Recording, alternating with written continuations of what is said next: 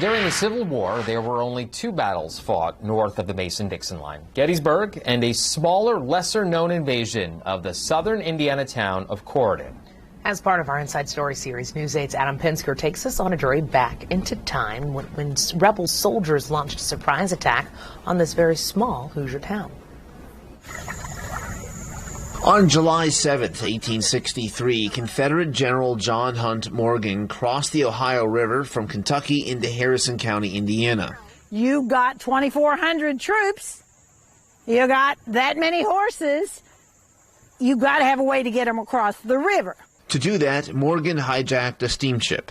Then they used it as a decoy. They pulled over toward the Kentucky bank, and then they ran up a distress flag to signal that they were in distress.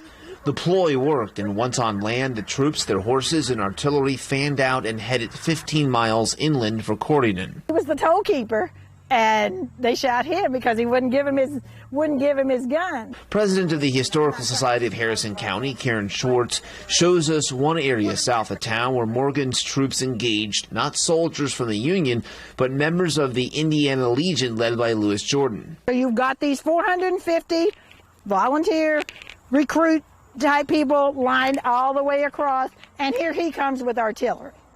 Okay, he's got cannons and horses. With Jordan's outfit severely outnumbered, he surrendered to Morgan's forces. This is 345 guys being held here, and although some Legion members escaped, most were captured by the Confederate invaders. And Morgan and his men, they really didn't have any resources. It's not like today where you had all of these supply wagons and things like that. As a result, Morgan's troops captured this mill, which is now a general store in Corydon. They held it until its owner paid a ransom. This guy paid the ransom, and they paid $800, so the mill was spared. When the dust settled, 8 Home Guard troops and civilians were killed, along with 5 Confederate soldiers, one of which is buried in a cemetery in Corydon. The whole engagement lasted about an hour, and as word got out that Union reinforcements were on their way, Morgan's troops fled and headed north, where they ransacked the town of Salem in Washington County.